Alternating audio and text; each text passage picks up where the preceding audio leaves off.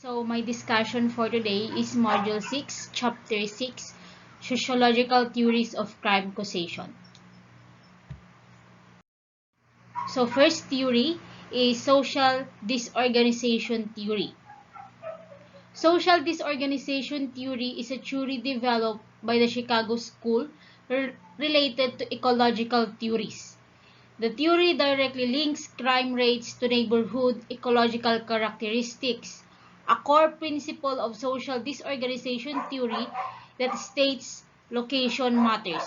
In other words, a person's residential location is a substantial factor shaping the likelihood that the person will become involved in illegal activities.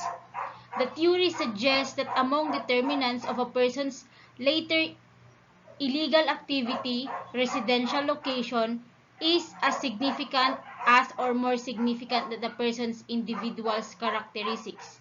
For example, age, gender, or race.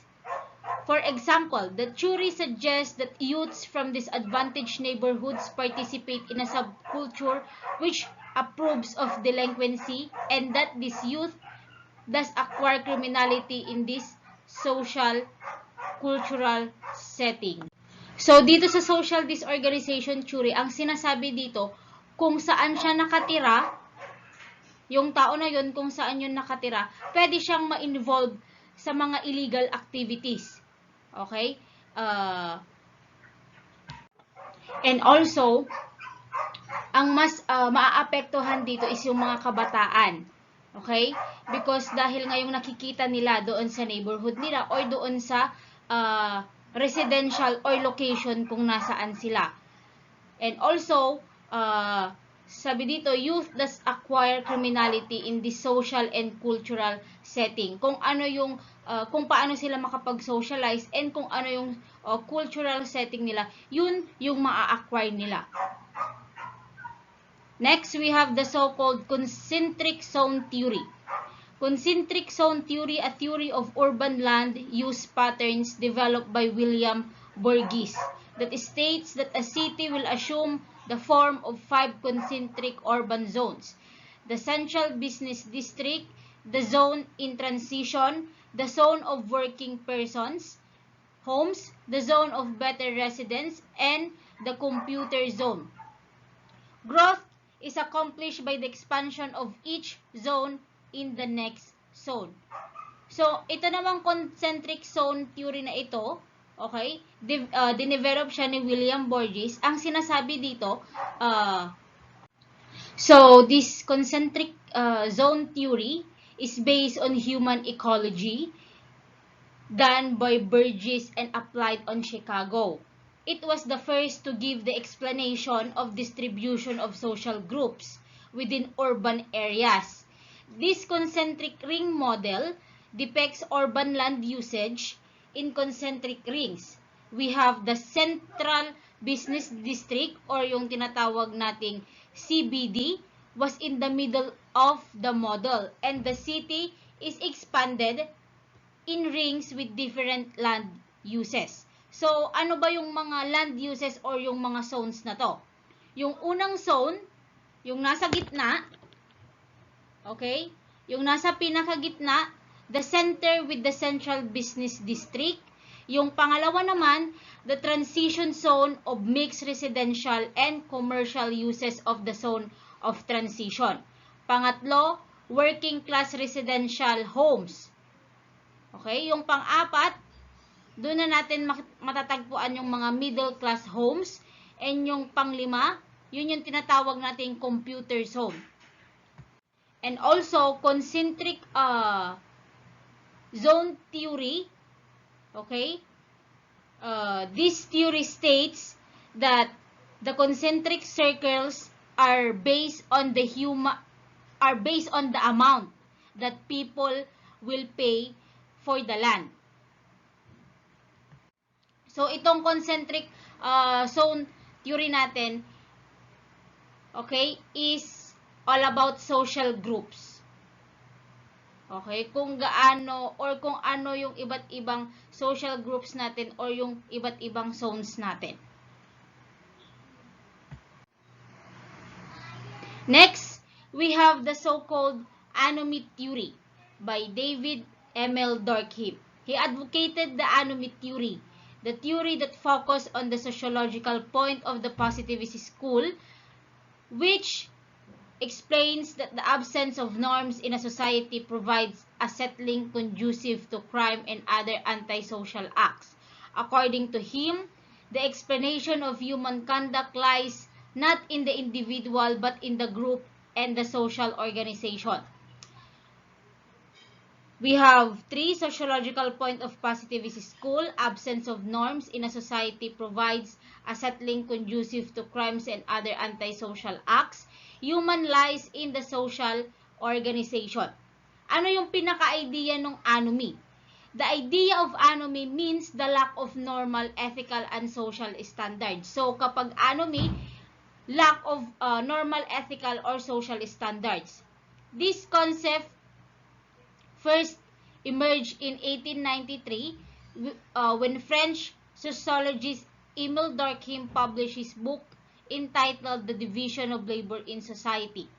In this book, Durkheim indicated that the rules of how individuals interact with one another were disintegrating, and therefore people were unable to determine how to act with one another.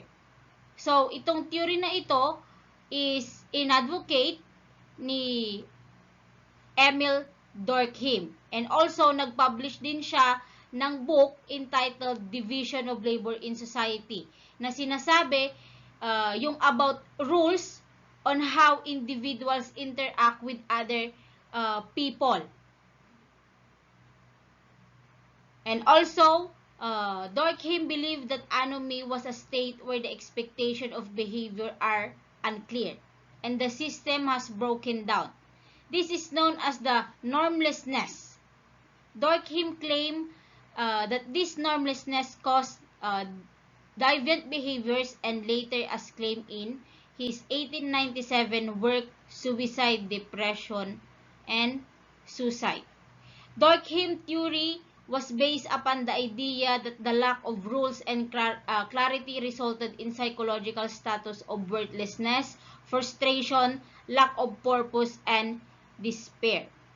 So, itong theory ni Emile Durkheim na anomy theory is ibinibase niya doon sa idea ng lack of rules and clarity. So, magre-result siya ngayon into psychological status of worthlessness ng isang tao. Ganon din sa frustration, lack of purpose, and despair ng isang individual. So, yun yung ibig sabihin ng anomy theory. Next, we have the so-called strain theory by Robert King Merton. He advocated the strain theory, which maintains that the failure of man to achieve a higher status of life caused them to commit crimes. So, sabi dito sa strain theory, kapag hindi na-maintain ng, or hindi na-achieve ng isang tao or isang individual yung higher status of life, okay, nagkukos or nagkukumit sila ng crime in order for that status or goal to be attained, para ma-attain nila yung higher status na yon. So, gumagawa ngayon sila ng krimen. He argued that crime is a means to achieve goals, and the social structure is the root of the crime problem. He also explains that criminal behavior assumes that people are law-abiding, but when under great pressure will result to crime. So, sabi din ni Robert King Merton, okay, ang mga tao daw is law-abiding citizen. Pero kapag na-pressure na sila, okay, nagre-result na para makagawa sila ng krimen. Next, using inductive reasoning. Merton developed strain theory by examining crime statistics by class. He found that people from lower socioeconomic classes were more likely to commit crimes that involve acquisition, stealing in one form or another. Sabi ni Merton na yung mga nasa lower socioeconomic or lower class, sila yung mas nakakapag-commit ng crimes, like stealing. He argued that when people cannot attain the legitimate goal of economic success through legitimate means, dedication, and hard work, they may turn to illegitimate means of doing so. So, kapag yung tao o yung individual na yun, hindi niya nakuha yung, or hindi niya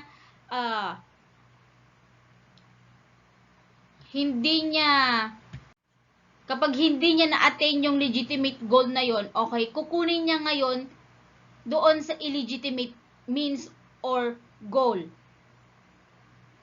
Okay?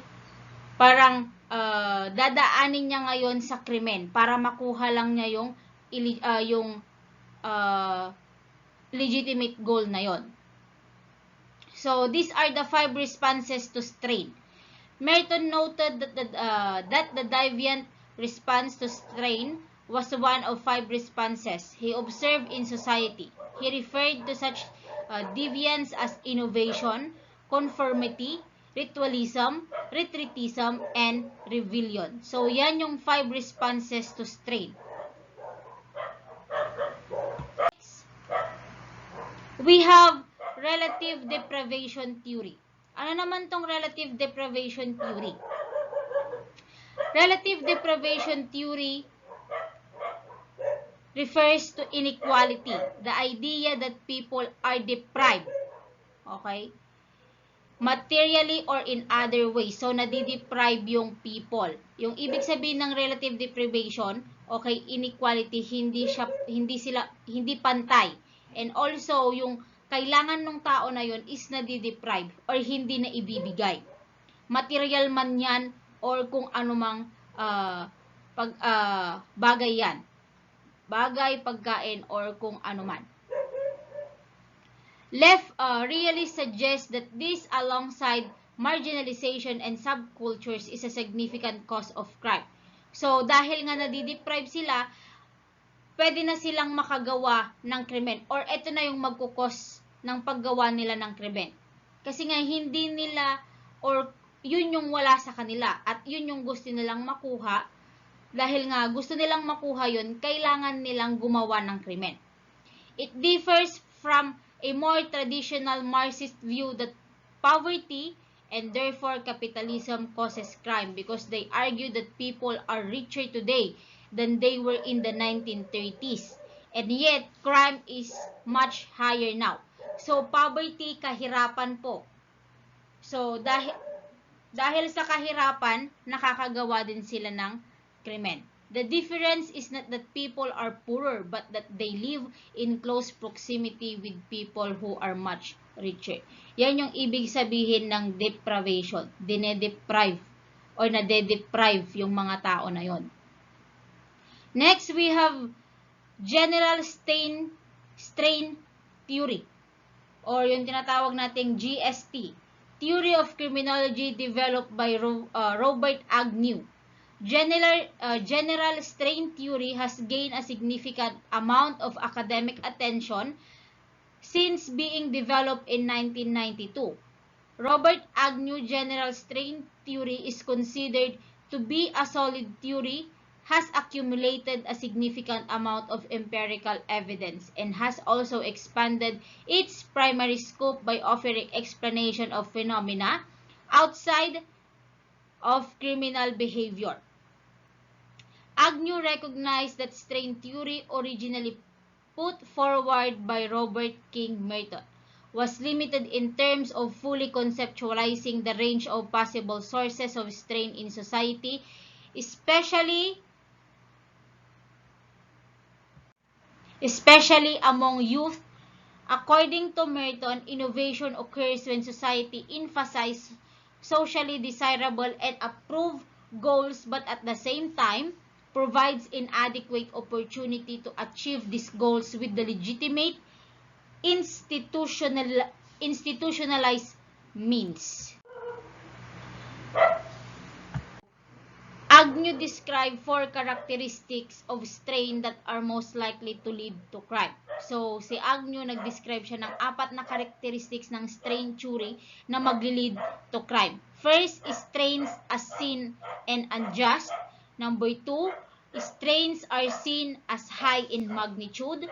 Number 3, strains are associated with low social control. And number 4, strains create some pressure or incentive to engage in criminal coping. So, yan yung apat na characteristics na dinescribe ni Agnew na magli-lead to crime. And also, Agnew, 3 categories of strain. We have failure to achieve positively valued goals, removal of positive stimuli, introduction of negative stimuli or stimuli. In an attempt to explain the high rate of male delinquency as compared to female delinquency, kasi nga, mas maraming gumagawa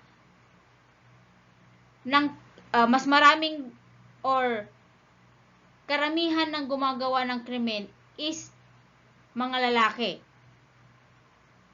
Agnew and Brody analyzed the gender differences between the perception of strain and the responses to strain.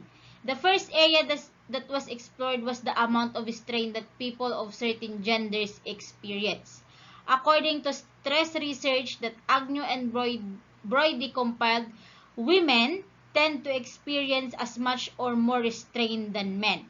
Also, women tend to be higher in subjective strain as well. Since women experience more strain and commit less crime, Agnew and Brody investigated the different types of strain that women and men experience. So, ito yung mga findings ni Agnew and Brody kung bakit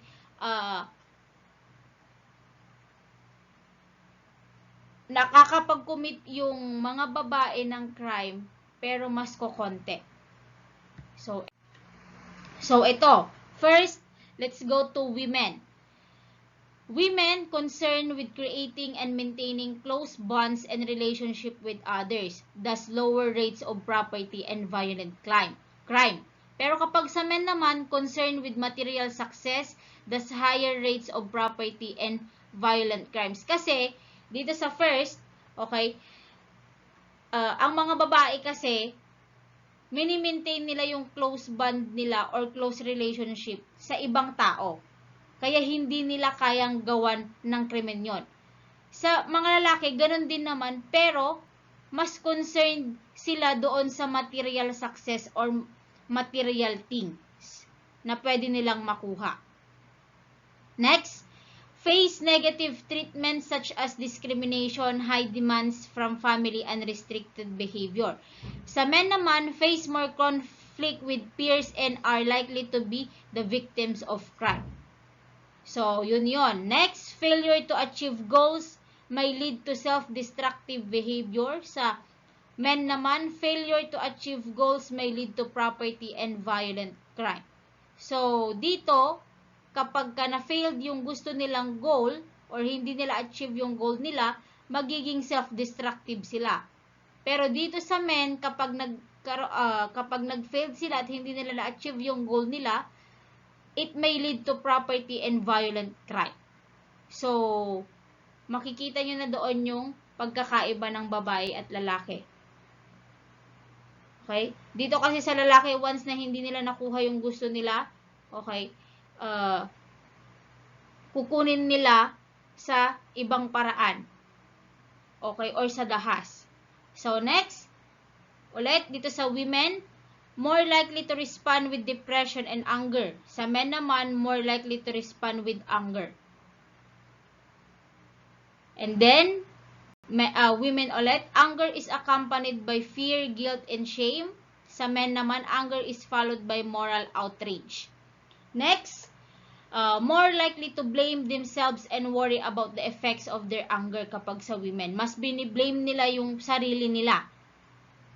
Okay? Dito naman sa men, quick to blame others and less concerned about hurting others. So, walang pakialam yung mga lalaki kung meron man silang nasasaktan. Next, depression and guilt may lead to self-destructive behavior. Dito naman sa kabila, sa men, moral outrage may lead to property and violent crime. So, yan yung pagkakaiba or yan yung sinasabi ni Agnew. na mas nakakagawa ng krimen ang lalaki kaysa sa babae. Next, we have cultural deviance theory. This theory combines elements of both strain and social disorganization to explain how people living in slum neighborhoods react to isolation from the rest of society and economic deprivation. Because this lifestyle is extremely frustrating and draining. Members of the lower class often create their own subculture, a social unit with its own rules and values. The middle class culture emphasizes hard work, delayed gratification, and education. So, kung titignan ninyo dito sa lifestyle, okay, sa lower class, member of the lower class often create their own subculture, a social unit with own rules and values. So, hindi sila masyadong nag-create ng rules and values. Ito namang sa middle class, culture emphasize hard work, delayed gratification, and education. The lower class subculture emphasizes excitement, toughness, fearlessness, immediate gratification, and street smarts. The lower class subculture has many followers because it is easier to fit into than the middle class. Mas madali kasing makipaghalubilo sa mga lower class kaysa sa mga middle class. Okay? Kaya sabi dito, it is easier to fit in. Lower class subculture has many followers because it is easier to fit into than the middle class culture. Slum dwellers are forced to violate the law because they obey the rules of the deviant culture in order to fit into their surrounding. So, ayan yung pagkakaiba ng lower class at middle class. Ayan yung tinatawag nating cultural deviance theory. Next, we have lower class focal concerns. Walter Miller believed that the lower class caused criminal behavior through culturally shared ideas. So, si Walter Miller naniniwala na yung mga lower class nakakapag-cause ng criminal behavior because of their cultural shared ideas. Kung ano yung naa-adapt nila or naa-acquire nila doon sa kultura nila. He did not focus on social conditions. Instead, he believed delinquency was created directly from the value system of the lower class culture that had developed as a response to the environmental conditions of slum life. Miller argued that the lower class had a unique identifiable culture with values quite different from the middle class. Delinquency occurs as a byproduct of lower class goals achievement. Miller identified 6 focal concerns. Okay, so first, we have trouble, interference from official social control agents of the dominant culture. Next, we have toughness, smartness, excitement, faith, and autonomy. Yan yung 6 na focal concern na in-identify ni Miller. So, na-identify ni Miller for the lower class. So, next, we have Delinquent Subculture by Albert Cohen. He advocated the subculture theory of delinquency. He claims that the lower class cannot socialize effectively as the middle class. Sinasabi dito or kiniklaim ni Albert Cohen na ang lower class, okay, is hindi makakapag-socialize or hindi sila marunong makipag-socialize, hindi kagaya sa mga middle class. It is considered appropriate middle class behavior. The lower class gathered together share their common problems, forming subculture that reject middle class values. Sa lower class, okay, yung mga lower class naggagather sila, nagpupulong-pulong sila para i-share nila or mag-share ng mga common problems nila na nire-reject naman ng middle class. Cohen's basic assumption is that most juvenile criminals are members of delinquent subcultures. Subcultures are defined as subsystems or anti-system of society with their own attitudes and forms that often contradict the moral concept of majority society. Delinquent subcultures according to Cohen. Ito yung mga delinquent subcultures according to Cohen. First, non-totalitarian. The deviant actions are not committed on the basis of economic rationality. Next, malicious. The purpose of delinquent acts is to annoy or even injure others. Next, we have negativistic. Criminal acts are committed precisely because of their prohibition in order to consciously reject conventional values. Next, we have versatile, in the sense of various delinquent behaviors that occur. Next, we have hedonistic. The focus is on the momentary pleasure. Last, we have the resistant to external pressure of conformity and loyal towards their own group's members, values, and norms. So, yan yung mga delinquent subcultures according to Cohen. So, ang delinquent subcultures is all about lower class and middle class socialization. Next, we have theory of differential authority or opportunity by Cloward and Olin. The theory of differential opportunities combines learning, subculture, anime, and social organization theories and expands them to include the recognition that for criminal behavior there must be also access to illegitimate means. So, main proponent si or kung sino yung nag-advocate nito, si Richard A. Cloward and Lloyd E. Olin. Differential opportunity theory, it is the idea that people, usually teens, from low socioeconomic backgrounds who have few opportunities for success will use any means at their disposal to achieve success. So, sabi dito o yung idea ng opportunity theory, yung mga teens daw sa lower class or low socioeconomic backgrounds na few yung opportunities nila or kokonti yung opportunities nila para maging success sila, will use or gagamit sila ng other means para makuha or ma-achieve nila yung gusto nila, goal, or para ma-achieve nila yung success na gusto nila. The means are generally referred to us as subcultures. We have three subcultures. Differential opportunity theories. Richard Cloward and Lloyd Olin determined that there were three paths individual faced with limited opportunities would use to achieve success. The three subcultures are based on the stability of the environment. So, ito yung tatlong subcultures na yon. First, we have crime. Next, we have conflict. Then, last, we have the retreatist. So, yan yung three subcultures na sinasabi ni Cloward at ni Olin. So, crime. In a neighborhood that is stable and in which opportunity for crime exists, the individual will turn to crime as his or her alternative.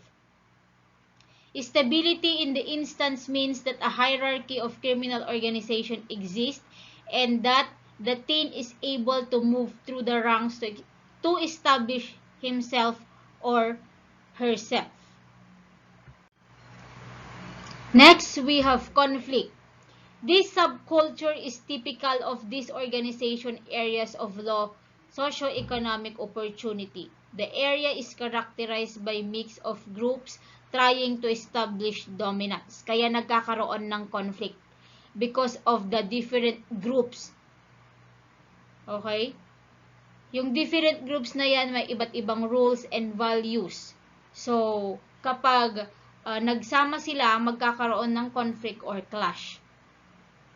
Although there is crime against others to fund the various organizations, people within the groups achieve based on their success and at conflict, teens fight to gain territory and prestige of their gang. So, ang karaniwang nagkakaroon ng conflict is yung mga teens.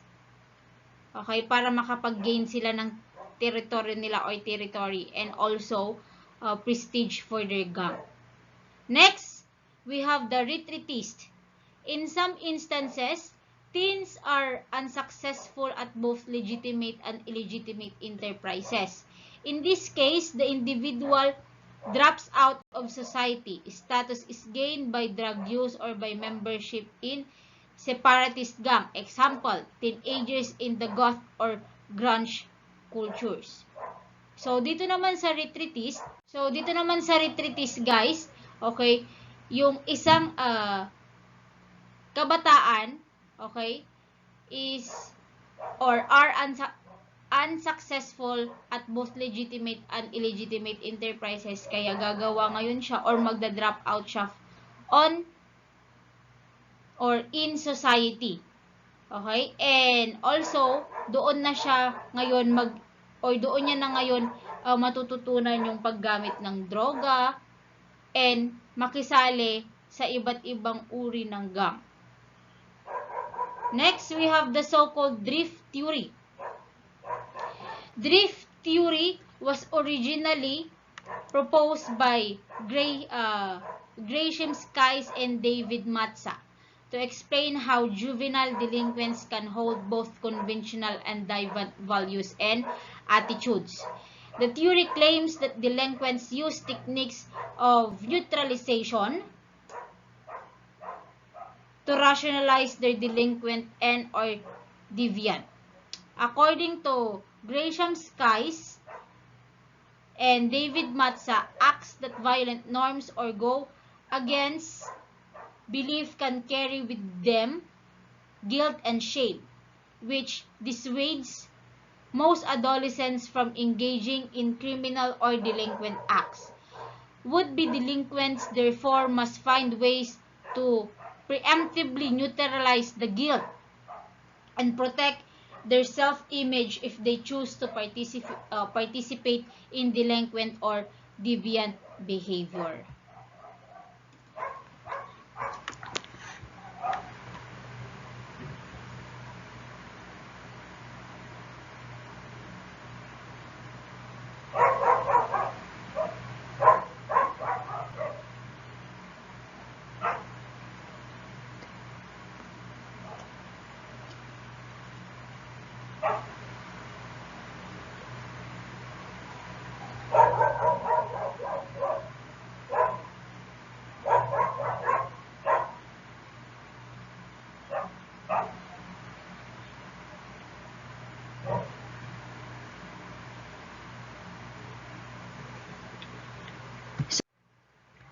Okay, ang sinasabi dito sa drift theory or itong theory na ito claims that delinquents or juvenile or yung mga kabataan is gumagamit ng techniques para ma-neutralize or to rationalize their delinquent and or deviant behavior. And also, sabi din dito or according to Skies and Matcha,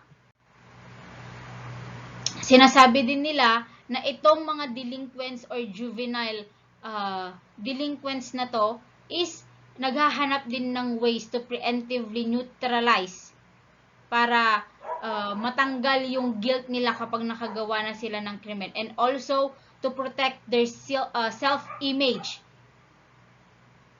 Okay? Para sa tingin ng ibang tao, okay pa rin sila.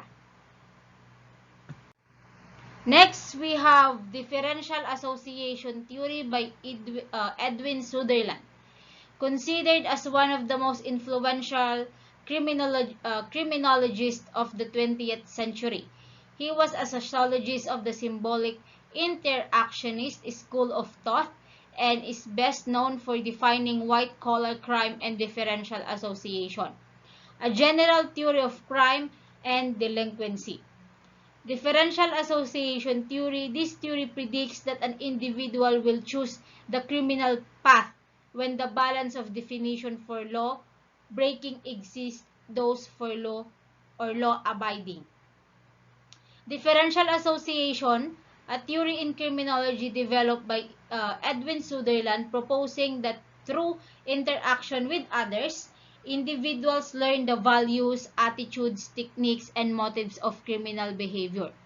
So, sinasabi dito sa Differential Association Theory na dinevelop ni Edwin Suderland, kapag nakikipag-interaction or nakikipag-interact ang ibang individual or yung tao na yon, okay,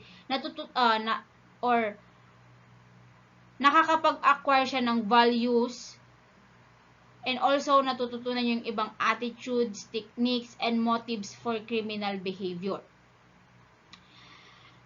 Edwin Suderland advocated the Differential Association Theory, which maintains that the society is composed of different groups of people having criminalistic tradition and anti-criminalistic tradition. So, sabi dito sa Differential Association Theory, okay, ang society daw is composed of different groups. Okay?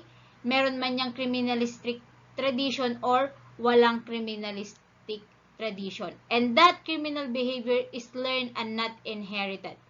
So, yung nakikita natin or yung ginagawa nilang criminal behavior, natututunan nila yon. Hindi yon na i-inherit. It is learned through the process of communication, and learning process includes technique of committing the crime, motive, and attitude. So, next.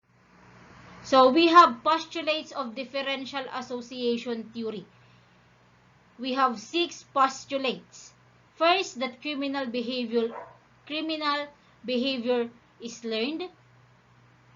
This conclusion negates the theory that criminal behavior is inherited. Likewise, criminal behavior is not invention by the criminal himself but learned in the process of association with others. The criminal behavior is learned in the process of communication with other persons. The communication with other persons in the process of learning criminal behavior could either be verbal or through imitation. So, yung criminal behavior, natututunan na rin yan sa pamamagitan ng pakikipag-communicate mo sa ibang tao. Next, that the principal part of learning occurs within the intimate personal group. Group unity among the criminal gang is the most effective vehicles of influencing others to learn and adapt criminal behavior.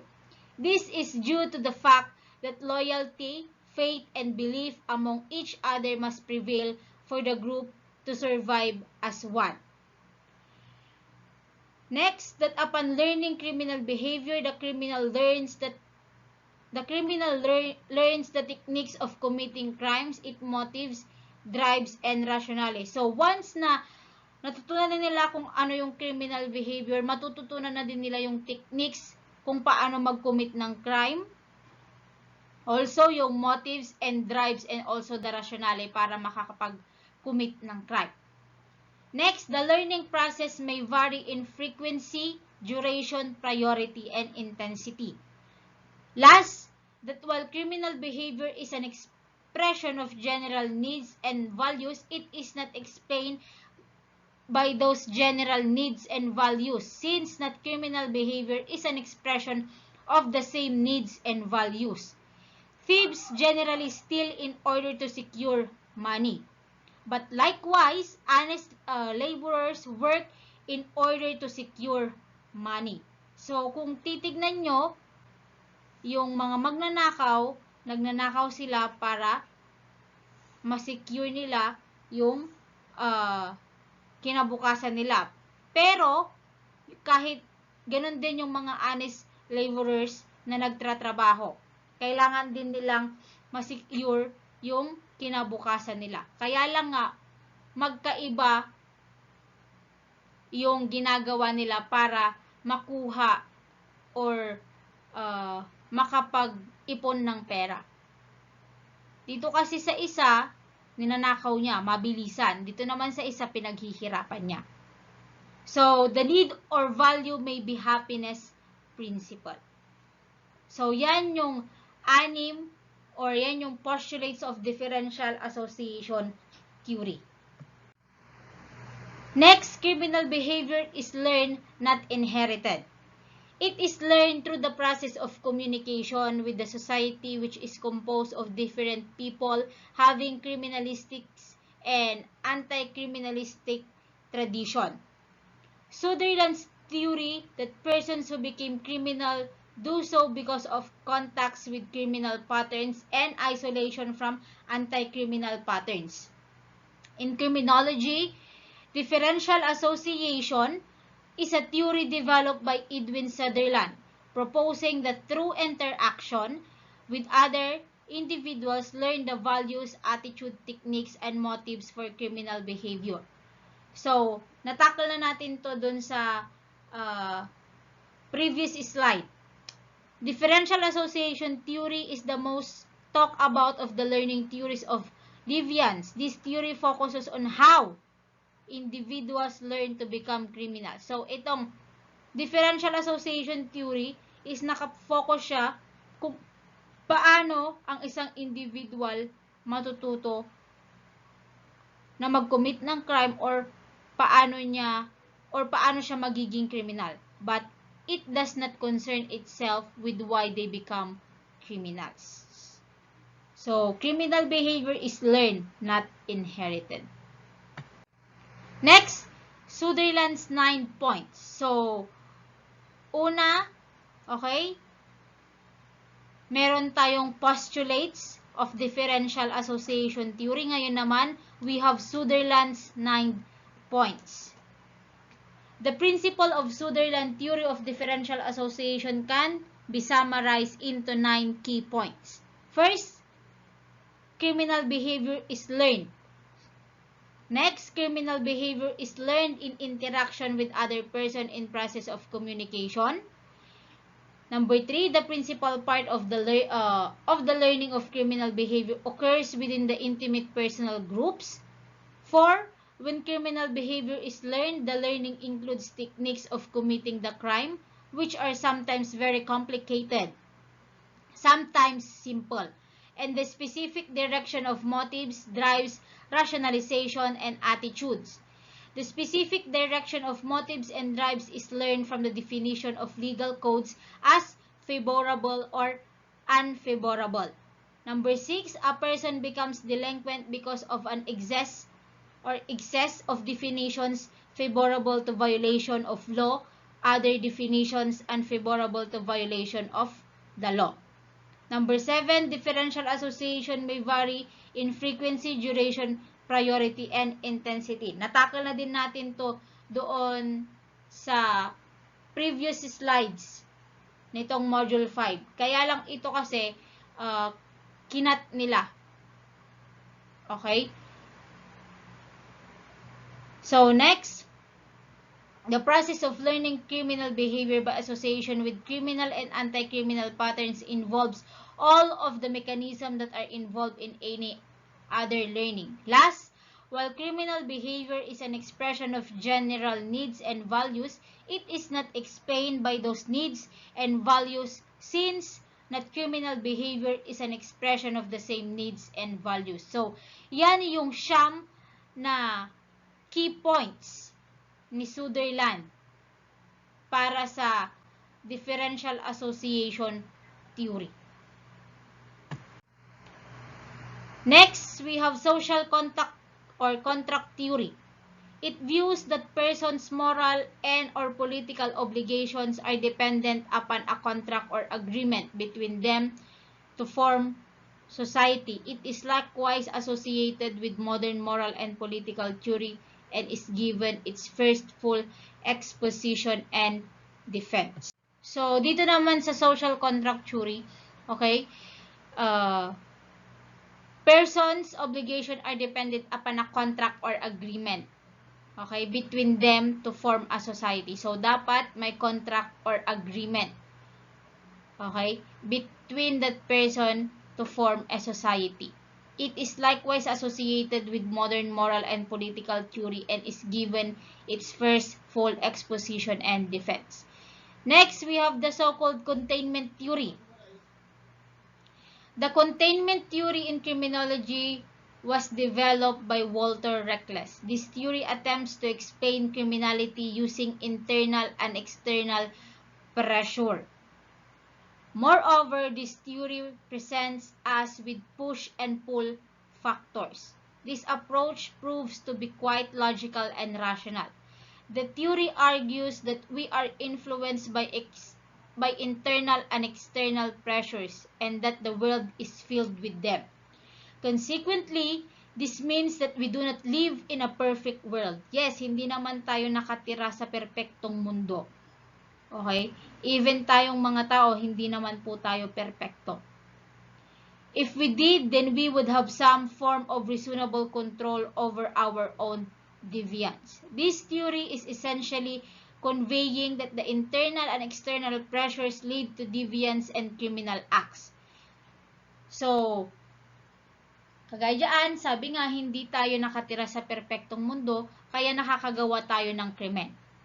This theory can be used to explain a wide variety of factors because there are many different pressures that can ensue. Containment theory highlights and illustrates that social pressures exist in our lives, and they can be predisposed upon individuals. As stated in the book, containment theory attempts to account for social forces that may predispose individual to crime as well as of individual characteristics that may insulate them from or further propel them forward criminality. So, containment theory. So, yan yung sa containment theory. So, we have by social bonds, Hershey understands elements of social cohesion. These include attachment to the family, commitment to social accepted norms and institutions, involvement in activities, and belief that these things are important. So, attachment describes the strength of the bonds and relationship that exist with an individual social environment. The relationship with parents is particularly important, but other institutions and actors such as school or friends also play a role. The attachment to the circle of friends can also prevent deviance, but only as long as the circle of friends does not represent deviant norms. Next, we have the so-called commitment. Describes the level of dedication invested in conventional standards and goals. Hershey assumes that someone who has already invested resources, time, and energy in achieving compliant goals has more to lose through deviant behavior than someone who has invested little devotion in pursuing socially accepted goals. For example, a student who has invested a lot of time to achieve good grades has more to lose through expulsion than a lazy student who has less importance for grades. So, yan yung ibig sabihin ng commitment. Next, involvement. By involvement, Hershey means that someone who is intensively involved in conventional activities has less time and opportunity to engage in deviant behavior. Structured, socially accepted activities such as school, work, or raising children also strengthen the self-discipline needed to resist the impulses of deviant behavior. Last, belief. Hershey sees belief as the fourth factor in social bonding. This refers to the belief in and validity of the values and norms of the mainstream society. The more these values norms have been internalized, the more difficult it becomes to violate them. When the meaning of norm is questioned, the intrinsic motivation to obey them also decreases. So, yan yung apat na social bond na sinasabi ni Hershey. Yung attachment, commitment, belief. So next, we have the so-called labeling theory. Labeling theory proposes deviance is socially constructed through reaction instead of action. In other words, according to this theory, no behavior is inherently deviant on its own. Instead, it's the reaction to the behavior that makes it deviant or not. Labeling theory help to explain why behavior is considered negatively deviant to some people, groups, and cultures but positively deviant to others. For example, so ito yung example ng labeling theory. Think about fictional vigilantes or vigilants like Robin Hood and Batman. Batman is labeled or nililabel na siya in different ways depending on the public reaction to his escapades. Some people have a negative reaction and label him as a criminal.